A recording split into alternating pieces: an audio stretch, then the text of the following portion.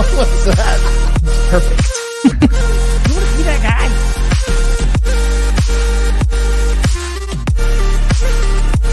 Wow. Wow. Wow. Wow. What the hell? Wow.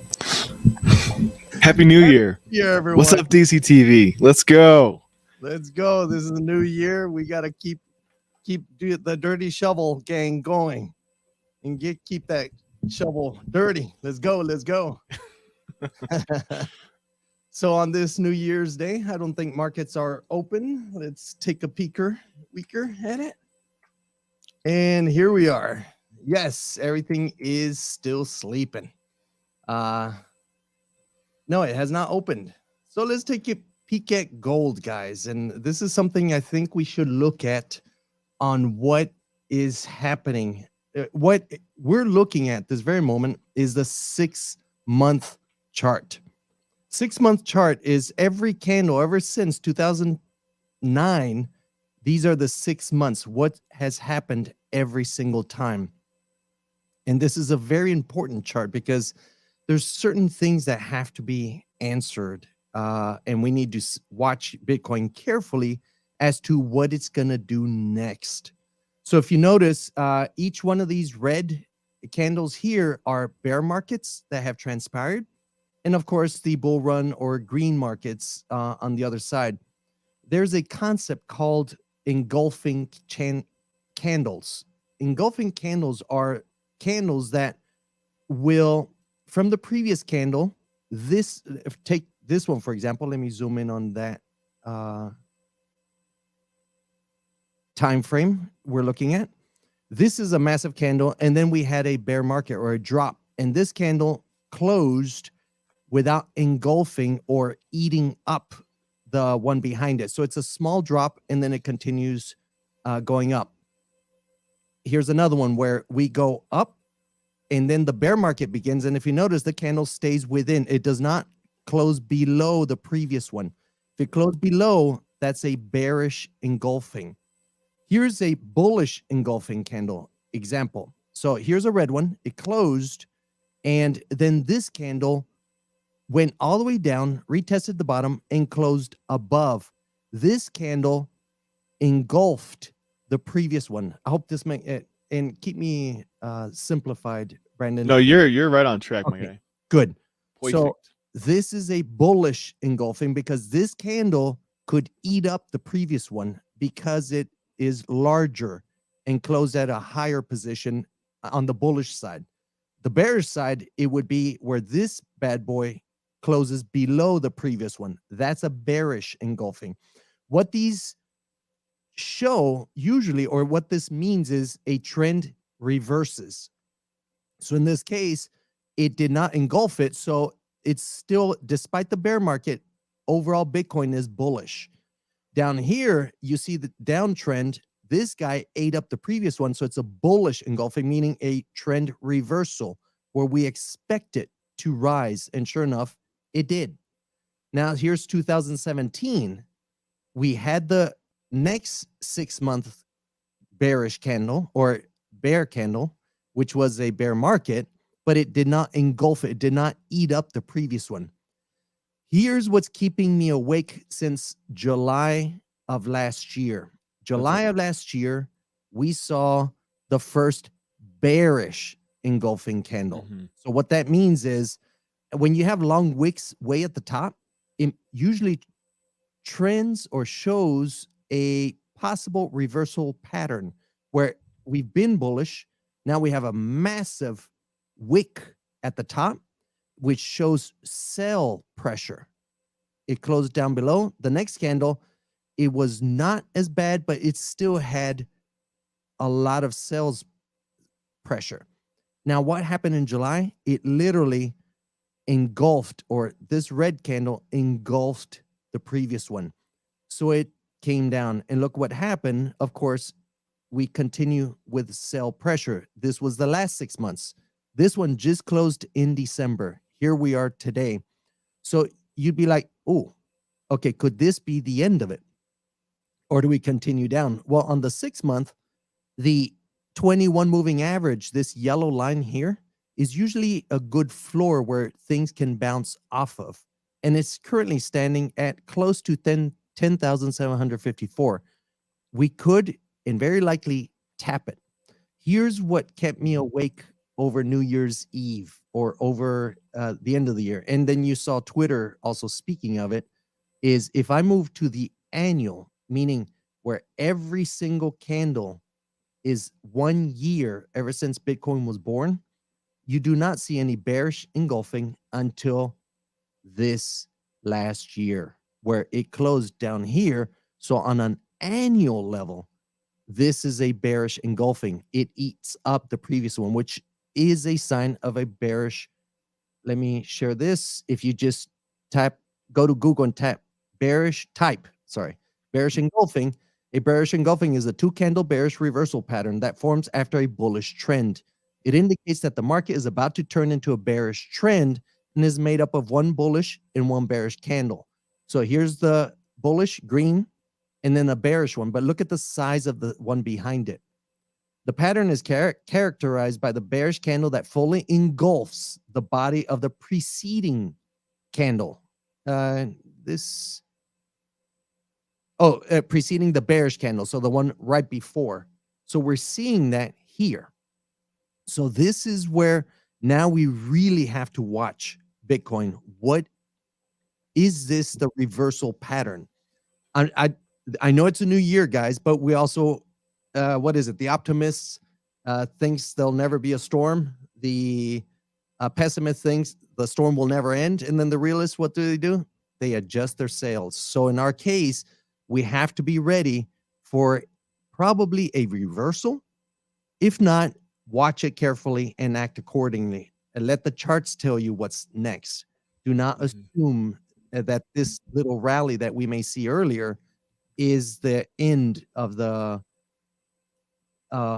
bull pattern, a bull trend, or a reversal. So it is very likely that we will see a drop down to our buy levels. The big question is, how far do we drop? There's the 10,000 level. So now I zoomed in, by the way. I apologize. I didn't let you know.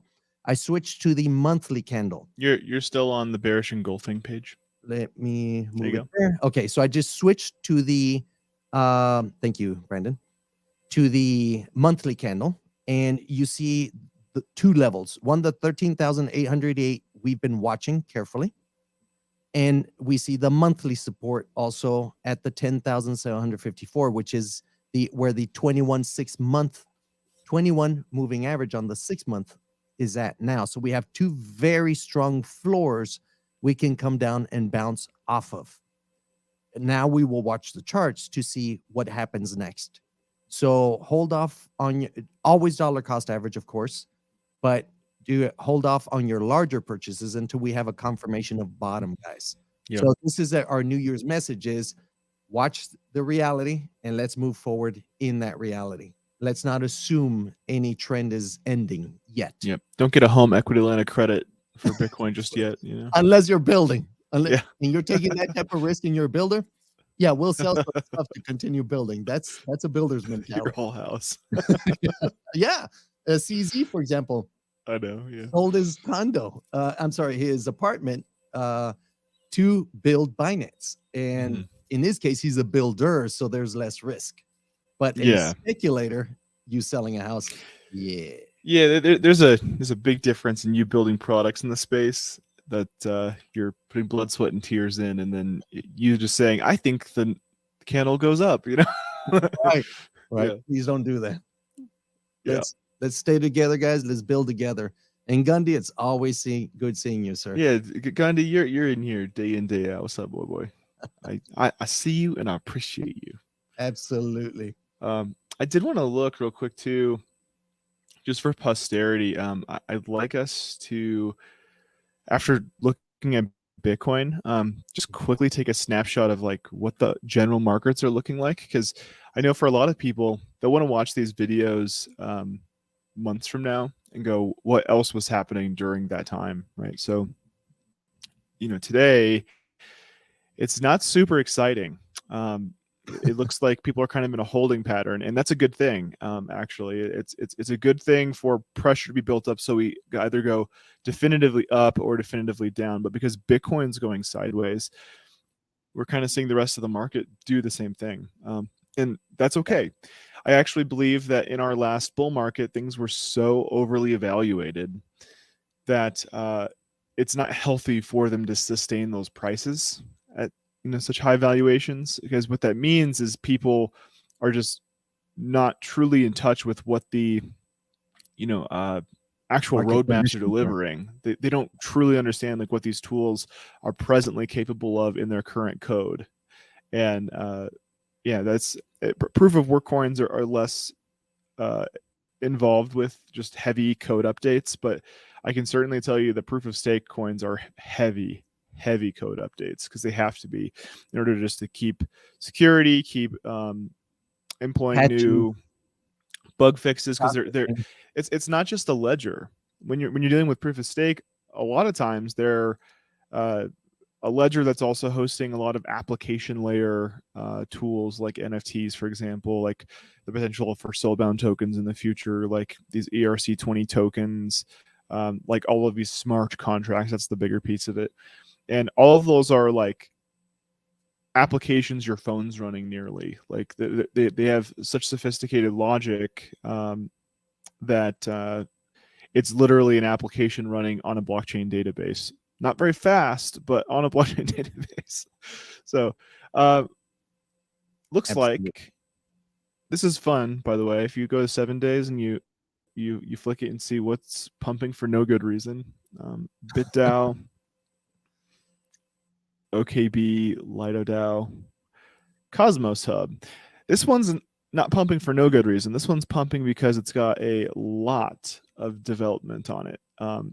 I cannot tell you how impressive this Cosmos application and ecosystem has been. Like they functionally have built this like Lego brick environment of all these different pieces that a engineer would need to put together in order to have a blockchain application work, and they've basically built an SDK. And so there's a ton of experimentation happening on there, because the tools have been made for the developers just to get their hands dirty and to really start building things and proving them out and creating value in that system. So I do think Cosmos is different. It's not like the others. It's different in the whole space, because it really is adding everything from the perspective of how do we encourage developers to come to this area and stay and play, right?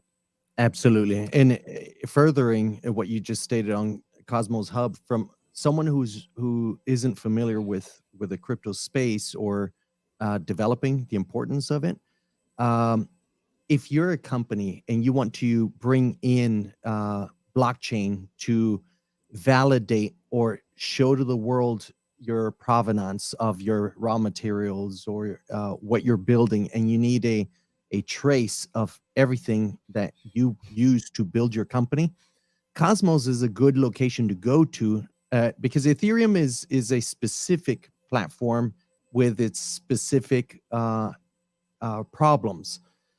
Cosmos Hub, what they're doing is blending proof of work, proof of stake, all these consensus mechanisms. So you as a company, you don't have to go do research. Okay, I need this blockchain to validate this type of transactions, that blockchain to validate. No, Cosmos kind of gives you where you can cherry pick. You're like, okay, I love what the solution of this company versus this other blockchain, and let me bring it into a single interface, a single transaction, so I can submit my information for validation or consensus, and then the validation comes back through these bridges that Cosmos has built, and then settles it. So now my truth is on the blockchain or blockchains, whichever mechanisms I choose for consensus, and it creates that truth chain that I can later, for audit reasons, demonstrate it to the world, saying, "Hey, here's how I validated or proved my provenance of my product." So Cosmos is one of true Legos, like you well stated, Brandon, that allows a company to leverage blockchain into their provenance and also truth history, audit history. The other one I see there is Rocket Pool. They are getting involved. Yeah. Go ahead. Right. I'm just They're actively listening. Go ahead.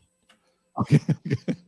So they are heavily building into, and here's where Ethereum is seen by the, if there's a CEO, which is in this case is Vitalik, leading the whole effort.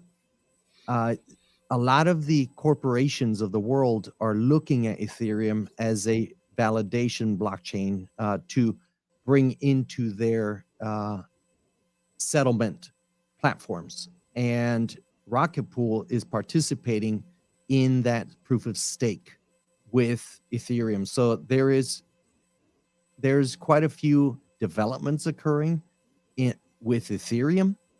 Now, we have our own feelings about Ethereum, of course, with Brandon and the team, because it's pretty much centralized now versus the decentralization that we're looking for, where it keeps things transparent and not dominated by a single individual or organization. Ethereum is falling into the grasps of corporations and banks and everyone else. And the fact that you have JP Morgan and a few other investing heavily in MetaMask and the mechanisms to interface with Ethereum. So it's under their control in the end. Not a bad thing, but if you're looking for independence where you're not under the boot of a centralized organization, Ethereum may not be your choice to build on for the future. All the others, or a bunch of others, are looking to remain independent. So that's really the way that I'm seeing it is Ethereum is leading the way in what like tools work. They're basically a software developer kit that has a lot of big businesses behind them. But as far as like the integrity of their long-term blockchain, I have questions. I have seen a lot of things that have concerned me over time as far as like it being the place for you to store very valuable data and have it be with certainty untampered. That being said, that does not mean you should sleep on Ethereum. You can certainly, if you're trading, make money on it. I certainly think it will be worth money over time, but my concern is I see it becoming more centralized than some of the other blockchains that have decentralization as a deeper core tenant. So I think if you want to learn what the rest of the blockchains are probably going to be doing, paying attention to what ETH is doing is a good indicator, because ETH is, like I said, really breaking trail and everyone's following behind what's happening there. But the cool thing is everyone falling behind is actually improving on it. So like, just for example, there was scaling issues with Ethereum, and some of the original Ethereum developers were like, you know, I think we can solve this problem, but I'm not going to be able to solve this on mainnet. So I'm going to start the Matic network, and that turned into Polygon in a rebranding. And Polygon's fast. It's stupid fast. It's fast and it's secure, and it allows like a bridge over to Ethereum in order to unblock Ethereum. So they've functionally created this, technically it is an inter blockchain connectivity layer. And I've never had a better NFT experience than with Polygon Matic on OpenSea. Like, they crushed it. It's fast. It's not expensive. It's transparent. Their logo's purple. Like, there's all kinds of cool stuff, right? Yeah. And Solana was the preferred for the NFT world. And now Matic is, after the FTX implosion, because there's ties with Alameda, quite a few important projects are moving off of the Solana chain as a hedge into Matic or Polygon Matic. So also some move back to ETH. ETH. I either Utes or DGods, one of them moved over to ETH and one of them moved to Polygon. But right, as a hedge of the building. So you will see a lot of these explosions, because it's all an experiment still, by the way. Yeah. And this rocket pool is another example of those things built to play nice with Ethereum, but they're doing something different. So keep an eye on those, because they're doing some unique things from a development perspective. But I did want to get into our lovely WTF of the day. Happy New Year, Crypto Scout. Apparently as we go with the WTF. Oh, how are you, my guy? How are you there? Yeah, unfortunately, two people is really hard to run all of the production software. So funny. Yeah. So share tab. There we go. Hey-o. Very happy New Year, Crypto Scout. Guys. I mean, the Doge is watching behind me, you know? He's always watching. So we try to keep things transparent to the moon. To the moon. Yeah, so for WTF news today, interestingly, tax loss harvesting platform Unsellable is building the world's largest collection of worthless NFTs. So this is such a Gen Z thing. This is so cool. What they're doing is they've taken NFTs that are worth nothing, and ironically, they're making them worth something by collecting a large swath of them and making it novel. I just love the creativity and the innovation with this, because they're so far they've purchased over 9,300 no longer valuable NFTs that previous owners can count as losses to reduce capital gains. How good is that?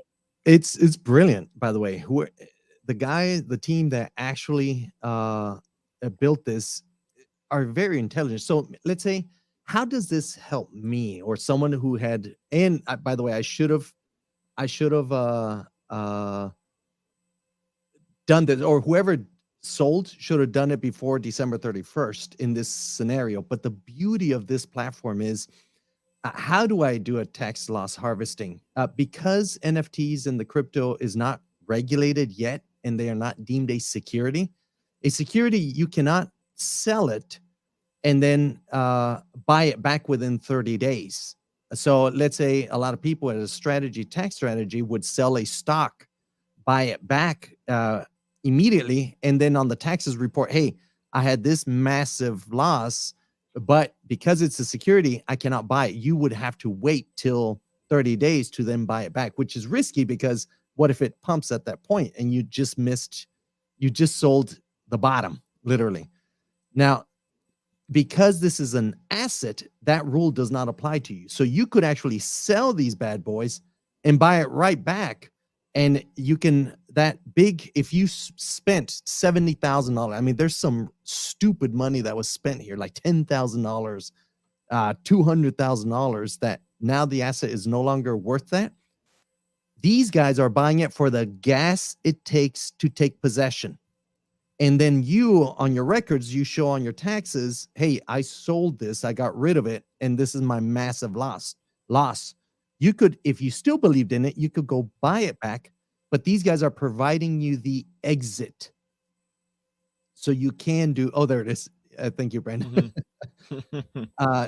To prove to the IRS, yes, I indeed had this massive loss. And then you have a certain ceiling of a loss, and then you can carry it over a few years. So as you're having gains, you still have this write-off that goes over a few years there. So the thought process here and the brilliance of it, my hat's off to Unsellable NFTs, by the way. And yeah, there's two pieces of this. One, they're doing something that's really novel, taking worthless NFTs, and technically they're making them worth something because of the novelty of them being part of the world's largest worthless collection. You know? Yeah. And then the second thing they're doing is they're providing a tax function, right? They're allowing you a tool to basically get write-offs on a speculative investment that went flaccid on you. So it's like that, isn't it? It sure is. Excellent. That's a good find. Yeah. So if you have crap NFTs, I don't know, check them out. Like unsellablenfts.com. I certainly have a few that aren't worth much. I was doing some R&D on Solana specifically, and I liked the experience. I liked the art that came, and unfortunately, even though, check this out, even though this NFT project was on the front page of Magic Eden, being promoted by Magic Eden, and technically I know their disclaimer says like, we're technically not promoting these. Okay, fine. Thanks for your technical, distinction, but you are promoting them. And you're saying that these people at least have some credibility. They rug pulled. They straight up rug pulled. So yeah, shout outs to Pothead Gundam NFTs. Yeah. Absolutely. I love their slogan. Think of us as Web3 junk removal. You got this junk, get it out there. You can write it off on your taxes later. Yeah, maybe I need to dump some of my my Solana trash over here. So And yeah, feliz año so, nuevo into crypto and all the Spanish speakers out there. Yeah, no, it's so good. If you got some, you need a tax write-off. Now, if you sell it now after New Year's, it'll be for your 2023 write-off, so you can time it also. Now, once regulation comes back, and if the SEC has their way, all crypto, or a lot of it, except for Bitcoin, will become security. And at that point, the 30-day rules apply and everything else applies. And in the end, not financial advice. Please check with your tax professional and CPA for any of your decisions, personal decisions. But that's the news typically of how they're handling their taxes today. Right. And then if you'd like, you can also reference the almighty D20 that the SEC seems to use to make decisions. So they just roll a 20-sided dice, and that's the decision. That's their position. And remember, somehow they had relatives and bosses involved, the SEC with. Oh, how convenient. Yes, so keep that in mind. And they had one-on-ones with FTX. So, and then threatened to sue all the others, and started suing XRP and a few other organizations. So there's a couple of games being played there. We'll figure out 2023 how this pans out. CFTC is not considering it a security, so hopefully they win. Yeah. Because in the end, we're looking for the least friction for the development of this industry, guys. Yeah, we're in it for the long run to build things that are truly useful, and they're going to stay. This story from the block points out that crypto exchanges have finished 2022 with the lowest volume in 2 years. And this is exactly in line with what Jaime was talking about, how we have this potential bearish engulfment. And it's because in 2022, we had like super, super low exchange volume. It hasn't been this low in over 2 years. So what that says to me is that there's a ton of paper hands, There's people who are not used to the volatility of the space. They had no idea what they were getting into. It's probably people who got into like, the Bored Ape Yacht Club hype or something. They saw like, hey, Jimmy Fallon got one, so I got to get one. Hey, my friend at I saw Snoop Dogg do it, so I got to do it. My friend at the dispensary, he told me that he made $500, so I thought I'd throw some money and see what happens too. Like that was a lot of what happened, and there's no shaming people who got into crypto for that reason, but this is their first experience in like, oh, sometimes things don't go only up. No kidding. Right. Only up all the time. Yeah. That's right. So maximum bid. Max bidding. So the 7-day moving average of crypto exchanges hits 352.6 million, a 47.6% decrease compared to November of this year. Crypto exchange volume has not been this low since December 2020, when Bitcoin was trading around 20K. And so cryptocurrency prices fell considerably in 2022, with Bitcoin trading around 16,000 in December compared to 47,000 in January of this year. And you can see we've kind of rested. Price-wise, you can clearly see the tops right at 2018. We kind of flirted with this in 2021, but we passed the test and we continued upward, right? And you Yep. can see this little right here in 2021 where it did try to go down, and the bulls prevailed, right? And it was tested again. The bulls prevailed, and like, this is called a head and shoulders pattern we see here, right? So we have like one left shoulder, the head, the right shoulder, and down. It's a little limpy, gimpy, but he's not a good-looking guy. Yeah. So you see that it finally broke through. So now that's going to be, once we start running back up, that zone, those 3 bounces that you just highlighted will become the resistance. We finally broke through the previous bull market's thin ice or small support. We have not hit a monthly close level, which currently stands at 13,800. So that's where I expect our next floor to hit, and 10,700 the next bottom floor, with any wicks below that. So we're at that point. And looking at my own transactions, for example, in terms of sales or buys or exchange volume, there's a few people that are looking for that bottom to finally do those transactions. So you can see there's quite a few that already made their moves and are waiting to see what happens next with regulation, with the build outs, and where the industry is headed, and what the regulatory bodies across the world are going to do with this new industry. Are they going to squash it, or are they going to build a framework that allows growth? I hope the latter, of course. Right. Yeah. And just like a single eligible bachelor at a nightclub, we're looking for that nice juicy bottom, right? It's true.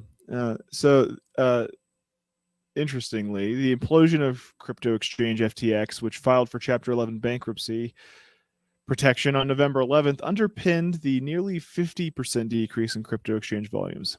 FTX's token FTT crashed 96%. That's the actual sound of FTT crashing, following the bankruptcy filing, and now trades at 84 cents, according to crypto price tracker CoinMarketCap. So, FTT had a lot of water in this ocean, and they dropped out, and that's why you see the levels come down so much too. Absolutely, down to 100%, almost 98%. I think it was the absolute drop of it. So.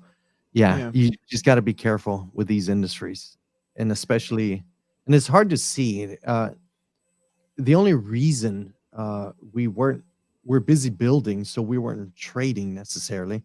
So with FTX, Coinbase was already an established industry, so most people still use it. As Crypto.com was another one, but pretty much FTX and everyone else suffered from these. FTX's implosion, and sadly, we've discovered that Sam Bankman-Fried was involved with, indirectly or maybe even directly, with the Celsius implosion and a few other implosions that occurred with Luna and all the rest of them, where he had an active hand in that implosion by making certain decisions of USDT versus USD. There was quite a bit of dirty plays. So now it makes sense. People who were dabbling in crypto indirectly via, let's say, FTX or other institutions, Celsius, losing their assets, you can see why the drop of transactions occurred. I mean, it's a loss of faith in the industry, in the exchange side of things. So, and a good question by Indo is, do y'all think it's healthy for crypto with what happened with FTX? Yes, it is absolutely necessary what happened. We've been calling it for a while, of the .com implosion. We need that. I mean, if you look at the entire list of tokens out there, it's over 20,000 tokens. Remember when there were 1,200 and we were thinking, oh, damn, this is scammy as fuck. And now we are over 20,000. Same thing with the .coms. There were so many out there, and they're just adding .com. It was bullshit. .com. Oh, let's invest in that one. And just threw money at it. So 1999 into 2000, that implosion that occurred, that's what's transpiring at this moment. So I would not be surprised us seeing true blood in the streets, but the ones that come out of it. And this is your opportunity to invest in. So Amazon existed before the implosion. And if you look at its chart, it took a shit way back then, to the point where everyone thought, okay, .com's dead. We're done with the industry. But no, Google came out of it. Yahoo went to shit because they did not adjust quickly enough. But then you Google, Amazon, and so many others that today are dominate. It's because they were busy building. They ignored all that noise because they had a mission. They had a clear vision of where they were headed. So yes, it was necessary, Indo. And I'm sure you're in that industry where you're validating rug pulls. If you were in the same industry back in the .com era, I'm sure you'd be seeing the exact same fruits of so many .coms, but aren't doing shit with it. Same thing with crypto. They're doing the crypto, but not doing shit, really. They're just copying what others are saying or coming up with their own scams, curing cancer with it. You know, it's like, no, really? That's not going to happen. So yeah, and go ahead. The whole market in general follows a trend where there's a new technology that's introduced. People who are really, really nerdy start adopting it and trying to figure out what works. Once they prove something that works, those are called visionaries, by the way, in Crossing the Chasm. The next group is early adopters. And so early adopters are the people who go, oh, it's a proven pattern. I know I don't have to do that R&D part now. I can just kind of run with it. There's still some more R&D that happens, but a lot of these people, they don't believe in their project. All they're trying to do is just have experience on their resume with this new technology. So they'll build, some absolutely trash coin. They'll build some roadmap and it's all facade. They're not intending to truly build it out. They're probably going to dabble with building it out. And if anything gets to be difficult or cost too much, they're just going to throw it out because it's not important to them. What's important to them is that their resume says that they successfully launched, an ICO and, have experience developing on Ethereum. Like that's what they're trying to do. So see through that. And then what typically happens is once that happens at scale, the market starts to realize, oh, most of these are nonsense. They're not actually good faith actors. And so market sentiment goes down because market confidence goes down. And so you'll see that that's happened with the release of coins that weren't Bitcoin. So as soon as Bitcoin started getting forked with like Litecoin and etc., that happened. It happened again when ERC20 tokens dropped on Ethereum, and now people could just create their own coin or at least their own token. People realized they could use that for crowdfunding, and that's what ICOs were. And then we had non-fungible tokens come out, the ERC 721. That was heavily experimented on with things that are trash. And I don't fault people for doing that, Right. for testing technology. If anything, I fault people for just not doing their own research before they throw a large sum of money that hurts when they lose it. So I'd say just be careful. Right. Actually do your own research. Just because your buddy said, hey, this is a good thing to do, doesn't necessarily mean it is a good thing to do. It means maybe you should just look into it. And on DCTV, we do try to show people what it looks like to do your own research. Because the whole process is not so obvious. There really is, some tribal knowledge required to navigate that correctly. So please, if you have any questions about any project that you're trying to research or whatnot, like we are here as a resource. If you ask us what we think about certain things, we will look into it, and if it's relevant too, we'll present on stream and walk people through the whole matter. Yeah, Gundy, no difference in FTX corruption than in fiat corruptions. Yep. The powers at hand want them to get weak, hands out as soon as possible. Anything that has value has nefarious users. There's always bad players. That's exactly right. And it's There's always nice bad actors. Yes, and it's nice to see part of the Senate and some of them reflecting precisely that. They're saying FTX is not a crypto problem. It's a scam problem, and meaning it's fiat scam. It's traditional Ponzi, what occurred there, Mhm. not a crypto problem. So, Gundy, 100% with you on that one. Yeah, that was really refreshing to see, actually, and I encourage people to keep voting for uh, people who do represent your values. So, Yeah, and um, actually understand that this is by the people for the people, not for themselves. So please try to find yeah, those diamonds in the rough and put them up there. yeah, please Crypto do. Scout asks, if do we think will Solana survive?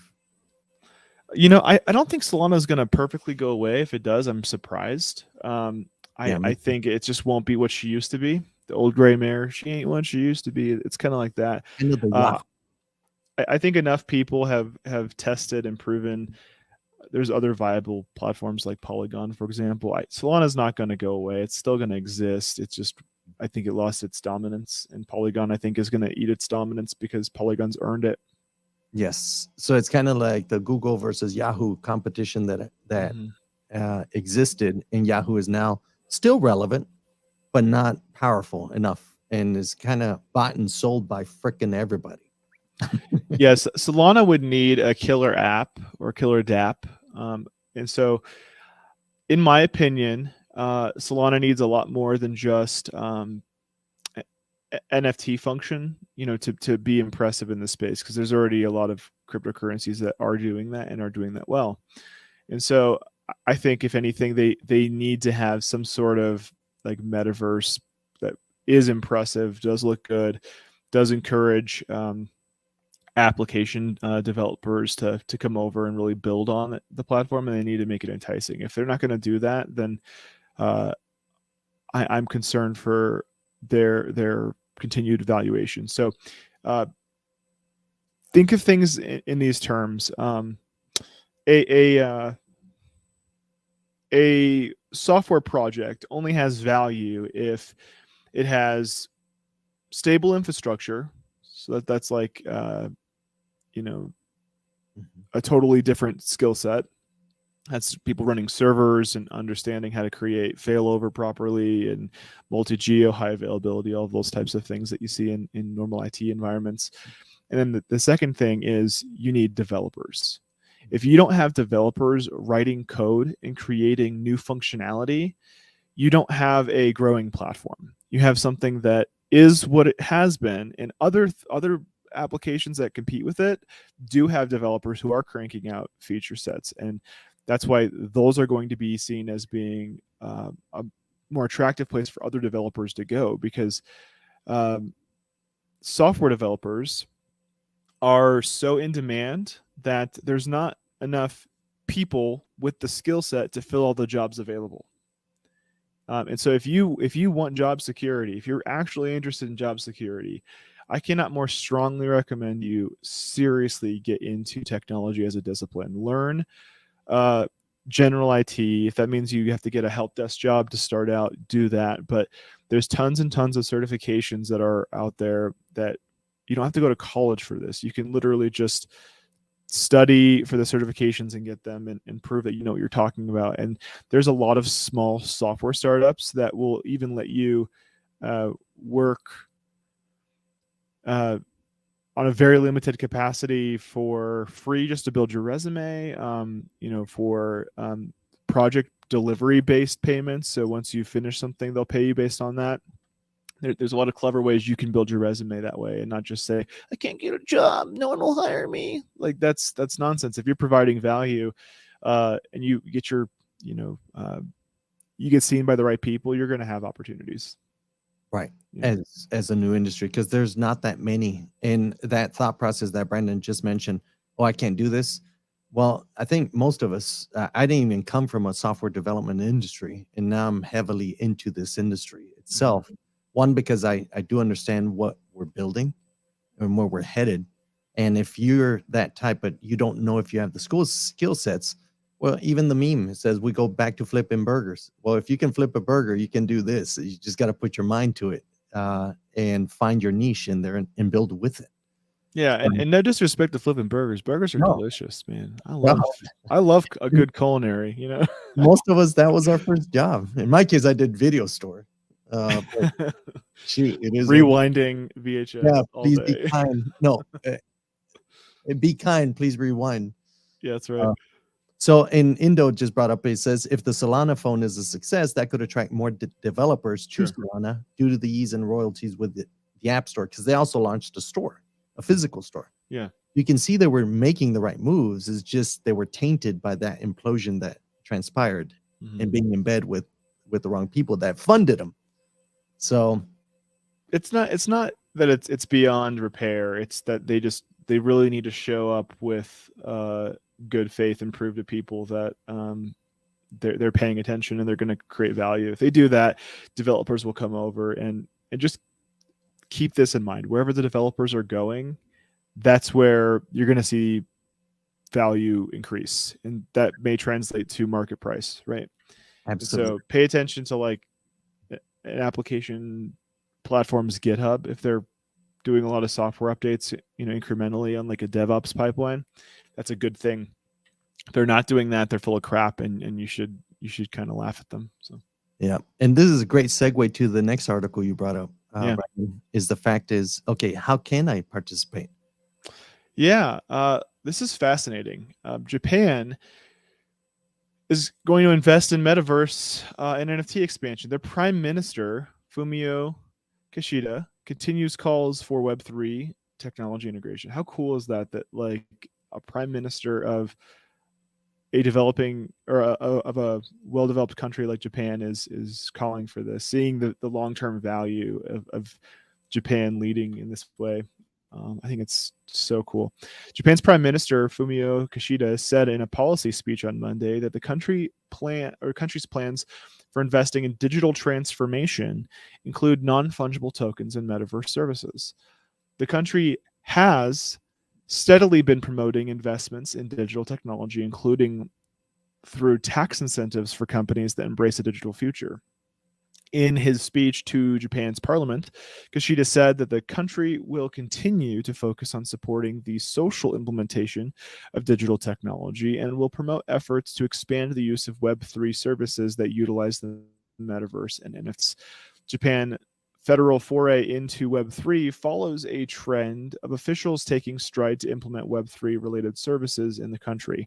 Rather than following the typical bureaucratic route, the policies must often travel through. Kishida's administration recently established a Web3 policy under the Ministry of the Economy, Trade and Industry, or METI, which is focused on creating policies for countries' gradual blockchain expansion. It's super intentional. I think that's what's so impressive about this. I like that last one. Go ahead. I was just going to say eyes wide open. Yeah. Absolutely. And if you look at the paragraph right above the photo, it says Meta is also reportedly looking into a proposal to offer tax exemptions to Japanese crypto companies in order to entice them to keep their businesses in the country and further fuel the nation's growing Web3 industry.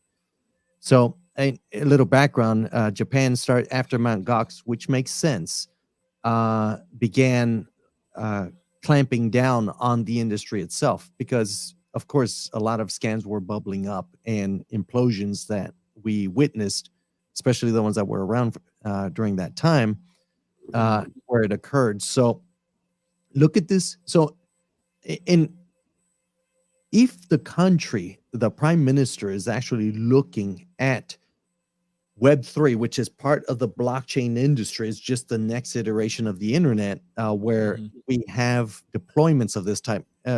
If you've watched Ready Player One, that's kind of the direction it's headed, where I may not be a software developer, but let's say I can use the tool sets developed by software developers to create an engine or a skin, or I'm an artist and I start creating these 3D models in the metaverse. I can actually lock them in as mine and sell them in the open market. If there's a demand, you start selling more. So it's like in-game development using the tool sets done by developers. So, and it creates an economy, internal economy. the beauty of blockchain is that it allows of conversion from in-game tokenomics to real world economics, where you can actually sell that asset you created as an artist. And that's what the prime minister is seeing, is that this industry, you're building for the world. Buyers could be anywhere in this planet, especially if you build a good platform people would want to live, play, and develop in. So that's where the potential lies in this entire industry. It's Web 1, which was just presenting information, Web 2, which was interfacing with the information, and now Web 3, where you have ownership of this and you can decide to release or not. And decentralization should be part of that.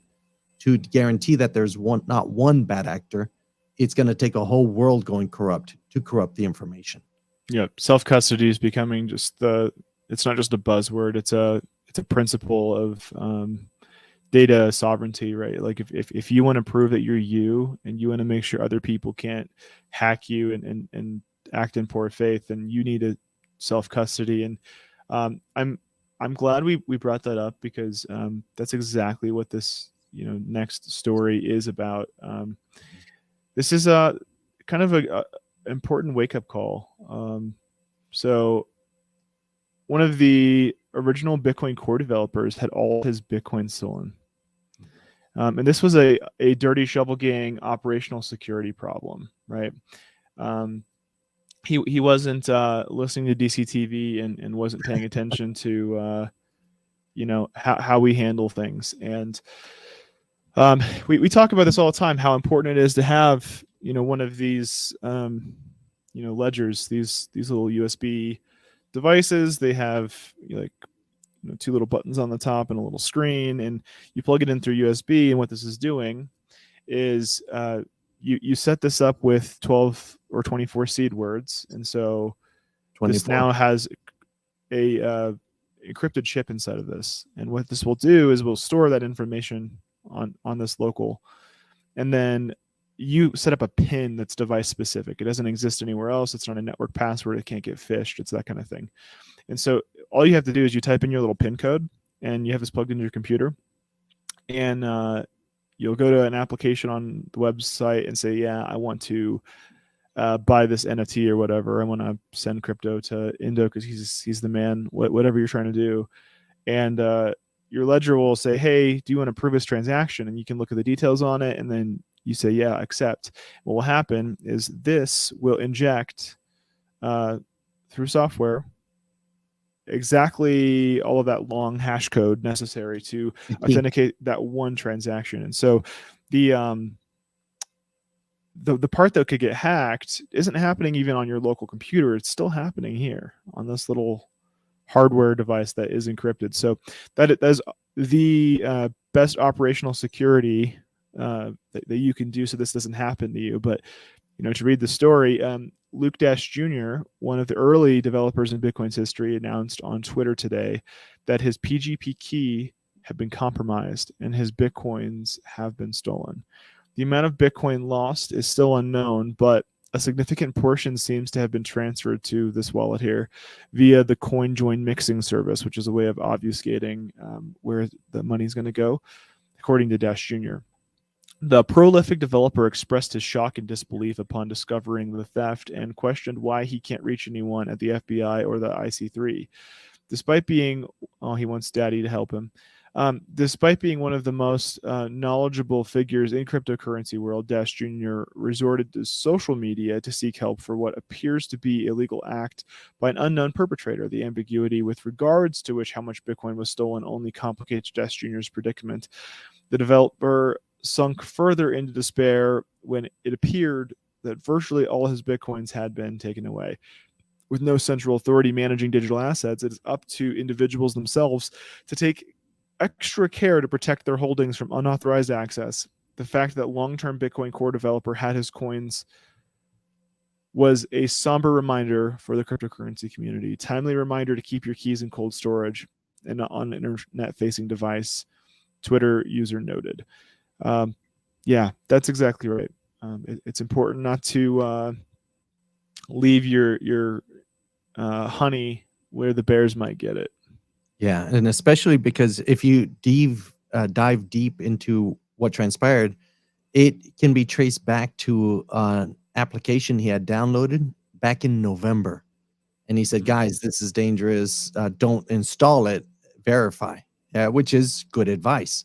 It seems he didn't really follow his own advice because ultimately, right before New Year's, the same equipment with the same security, like he didn't even move it out of the wallet that was being used back in November. So it's almost as if, like you said, he left the honey where the bears could continue working at it until finally they figured out how he was doing or gained access and emptied it.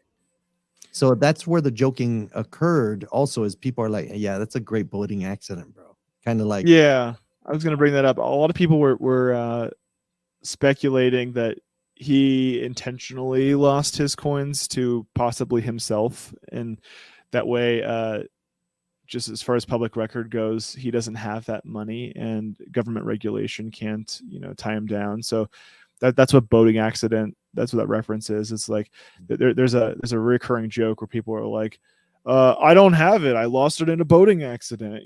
Because the IRS actually has to accept that, because if it was incurred in a loss, then it's no longer in your custody. And so, yeah. right. So, anyways, Now, jokes aside, though, if we're in a situation, there's a good advice that came out. It says, basic firearm safety requires treating every gun as if it's loaded.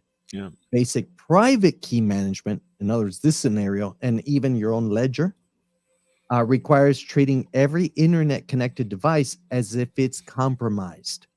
And this is one of the basic principles. He's a Bitcoin developer. He knows what he's doing. He should have known, like, bro, let me reset everything. Let me move it all off the original wallet that I felt was compromised and do another one.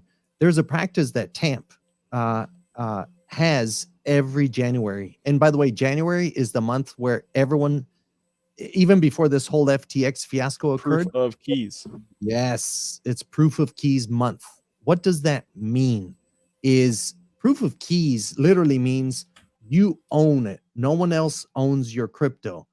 If it's in an exchange, it's somewhere where you're not the one that's in control of that token. Whoever owns the exchange or the exchange itself can actually rug pull you and take it from you.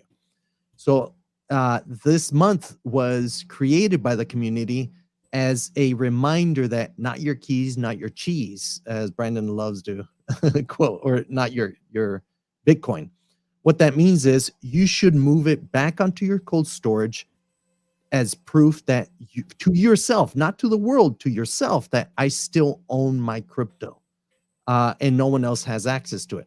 One step further that TAMP does, which I'm doing this year also, is change it to a new wallet or 24-word key phrase with a new a passphrase built into it. So you're completely changing it just in case you wrote it somewhere and that piece of paper ends up at a city dump that someone just sees it.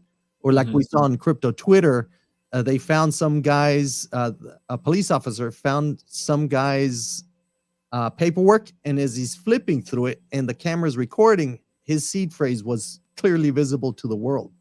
Not just to the law enforcement, but to the world that saw the video clip. So play yourself, homie. Yes. So if you're just for your own peace of mind, knowing that your gold or your silver or your value is not compromised, move it to a new wallet, create your own wallet. Don't leave it stored anywhere that has internet access. Write on a piece of paper and secure that piece of paper for you or your loved ones or whoever, needs access to them down the road. But secure it and use this month to do precisely that. Yep. It's good advice. Any questions, please join our Discord and ask away. We will be responsive there. And if it makes sense for the rest of the community, we'll even make a YouTube short or a short form video just to go over how other people can do the same thing. Yeah, our last story for the day. we have Dogecoin. Dogecoin has no plans to migrate to proof of stake.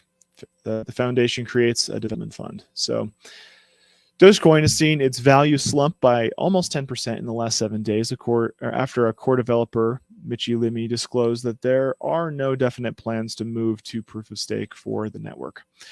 Lumen tweeted on December 29th that although influencers might have millions of followers and speak with authority, does not mean they're familiar with the inside scoop of Dogecoin. Just because one says a validation method is changing doesn't mean it is, he added. So Michi Lumen says, more info for you. Influencers, even if they have millions of views and followers, even if they speak with authority, do not actually have the inside scoop on what's going on with hashtag Dogecoin. Just because one says a validation method's changing doesn't mean it is. So Dogecoin's not moving to proof of stake. Since the Ethereum transition to proof of stake in September, Vitalik Buterin said he hopes to see Dogecoin and Zcash transition to proof of stake.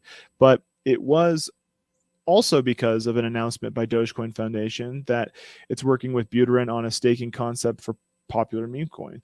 So many people assumed this to mean a transition to proof of stake for Doge.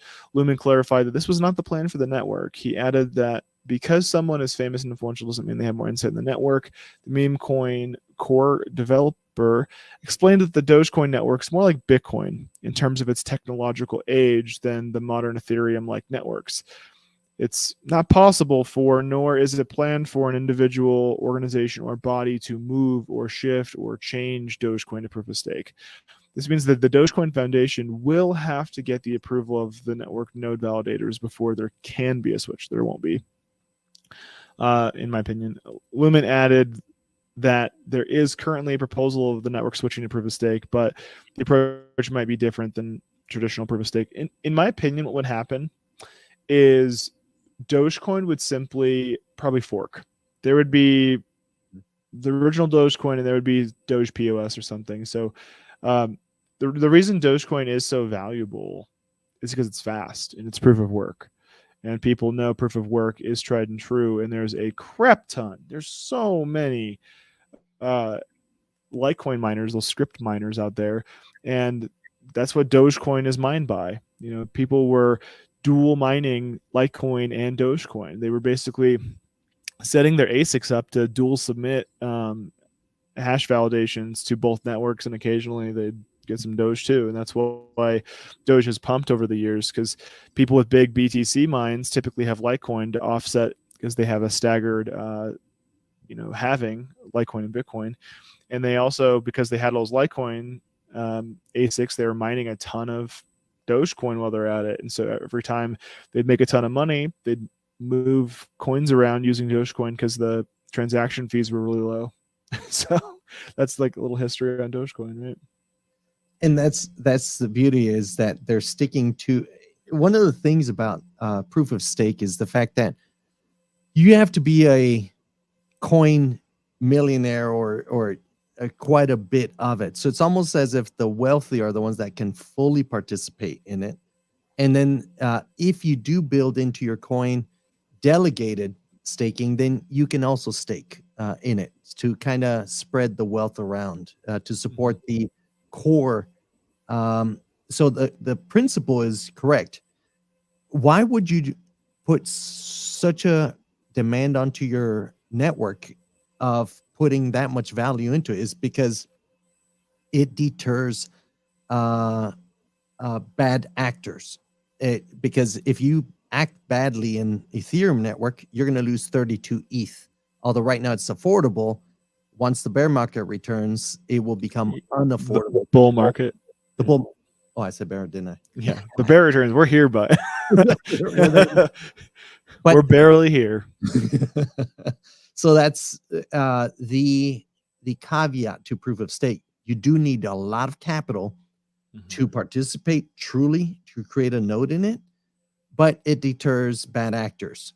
Proof of work, you need a lot of power or a decentralized stack of power to keep the network. So like Dogecoin, you don't need that much money to participate in validating the network. And that's why I don't see them shifting away from proof of work, because it's still decentralized. It's for the world. And then you have someone like Elon saying we're going to Mars with Dogecoin, kind of leveraging what was a meme coin or is a meme coin, which was declared as a joke. And so there wasn't even a profit sought after. It was truly a community built token. It was meant for tipping on Reddit. Yes. So you can see how good intentions blew up into great intentions. And a lot of people are jumping onto that. And proof of work is a truly decentralized way of securing the network also. So yeah, I don't see it changing either myself. Yeah. And he's always watching. Doge to the moon all day, every day. So thank you for joining us with DCTV. Happy 2023. We're here to stay. Please bring your friends and family along for the ride. We're constantly just trying to provide as much value as we can to the community. So your questions are so valuable to us. Your encouragement to this whole community is going to pay back to you too, because we're honestly working day in and day out to make sure you get the right information. We're here to build. Huddle on, chill. Keep calm and huddle on. And now I'm going to make an awkward sound again. And